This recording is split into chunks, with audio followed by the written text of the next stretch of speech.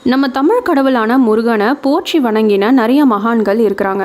அதில் ரொம்ப முக்கியமானவர் யார் அப்படின்னு பார்த்தீங்கன்னா, யோக கலைகள்லையும் தன்னுடைய கடுமையான தவத்தினாலையும் முருகனுடைய ஆசையை பெற்ற மகாவதார் பாபாஜி. நம்ம தமிழ்நாட்டை பூர்வீகமாக கொண்டவர் தான் இந்த மகாவதார் பாபாஜின்னு சொன்னால் உங்களால் நம்ப முடியுமா? சிதம்பரம் பக்கத்தில் இருக்கிற பரங்கிப்பேட்டை அப்படிங்கிற இடத்துல கார்த்திகை தீப திருநாள் அன்னைக்கு நாகராஜன் பிறக்கிறாரு. இவருக்கு 5லேருந்து 7 வயசு இருக்கும் பொழுது அங்கே நடந்த ஒரு திருவிழாவில் கலந்துக்கிறாரு.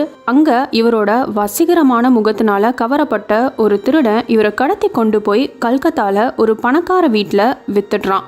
அப்படி கல்கத்தால அந்த பெரிய வீட்டில் வேலை பார்த்துட்டு இருந்த நாகராஜனுடைய வசீகரமான முகத்தை பார்த்த அந்த வீட்டோட ஓனர் நாகராஜனை கூப்பிட்டு, உன்னோட முகத்தில் ஒரு விதமான தேஜஸ் தெரியுது, நான் உனக்கு ஏதாவது செய்யணும்னு ஆசைப்படுறேன், உனக்கு என்ன வேணும்னு கேளு அப்படின்னு கேட்க, என்னை இங்கிருந்து போக விடுங்க, எனக்கு அது போதும், ஏன்னா எனக்கு ஆன்மீகத்தில் பயங்கரமான நாட்டம் இருக்குது, இங்கே இருக்கிற புண்ணிய ஸ்தலங்களுக்கெல்லாம் நான் போகணும்னு ஆசைப்படுறேன் அப்படின்ற மாதிரி சொல்கிறான்.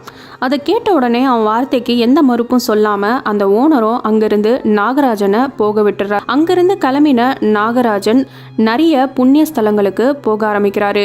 நிறைய சாதுக்களையும் சந்திக்கிறாரு. காசி கயான்னு சொல்லிட்டு இந்த சாதுக்களோட அவர் போக ஆரம்பிக்கிறாரு.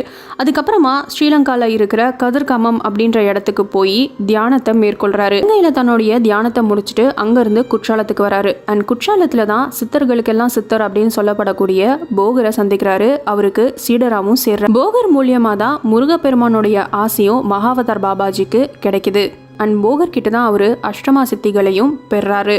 அதுக்கப்புறமா அங்கேருந்து கிளம்பி அகத்திய முனிவரை நோக்கி பல்லாண்டு காலம் பயங்கரமான தவத்தில் ஈடுபடுறாரு. அண்ட் அகத்திய முனி இவருக்கு காட்சி கொடுத்து அவர் தான் இவருக்கு கிரியா யோகத்தையும் குண்டலினியும் போதிச்சாரு. அதுக்கப்புறம் அகத்திய முனிவர் மகாவதார் பாபாஜியை, நீ இங்கேருந்து பத்ரிநாத்துக்கு போய் அங்கே உனக்கான சீடர்களை தேர்ந்தெடுத்து கிரியா யோகத்தையும் குண்டலினியும் அவங்களுக்கு நீ சொல்லிக் கொடு அப்படின்ற மாதிரி சொல்லியிருக்கிறாரு. அங்கேருந்து தான் நாகராஜன் மகாவதார் பாபாஜியா மாறின தருணம் ஆரம்பிச்சது. அகத்திய முனிவர் ஆஞ்சநேயர் வரிசையில் மகாவதார் பாபாஜி இன்னமும் இமயமலையில் ஒளி வடிவமாக வாழ்ந்துட்டு இருக்கிறதா நம்பப்படுது. எங்க அப்படின்னு பார்த்தீங்கன்னா, இமயமலையில் ஷாம்பலா அப்படிங்கிற இடத்துல ஒளி வடிவமாக மகாவதார் பாபாஜி இன்னமும் உயிரோடு தான் இருக்கிறார் அப்படின்ற மாதிரி நம்பப்படுது. 1000 யோகிகளில் ஒருத்தரால் மட்டும்தான் இந்த இடத்துக்குள்ள நுழைய முடியணும். சாதாரண மனுஷங்களால இந்த இடத்துக்குள்ள நுழைய முடியாது.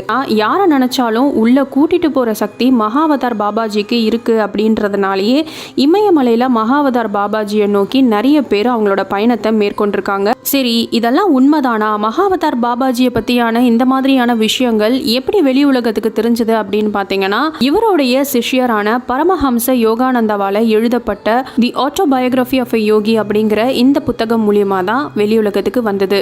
விராட் கோலி, ஸ்டீவ் ஜாப்ஸ், ரஜினிகாந்த்ல இருந்து நிறைய பேர் இந்த புக்கை ஒரு லைஃப் சேஞ்சிங் புக் அப்படின்னு கூட சொல்றாங்க. அது மட்டும் இல்லாம பாபா படத்துல நம்ம பார்த்த சில விஷயங்களா இருக்கட்டும், இல்ல அதுல நடந்த சில விஷயங்கள் எல்லாமே பரமஹம்ச யோகானந்தோட வாழ்க்கையில உண்மையாலுமே நடந்திருக்கு. அதுதான் அவர் அந்த புக்கில் குறிப்பிட்டிருக்கிறாரு. யோக கலை மூலியமா மகாவதார் பாபாஜியை எப்படி அடைய முடியும், மெடிடேஷன் மூலியமா அவர் எப்படி உணர முடியும் அப்படிங்கிற மாதிரியான நிறைய விஷயங்கள் இந்த புக்கில் குறிப்பிட்டிருக்காங்க. ஸோ டைம் இருந்துச்சுன்னா கண்டிப்பாக இந்த புக்கை வாங்கி படிங்க.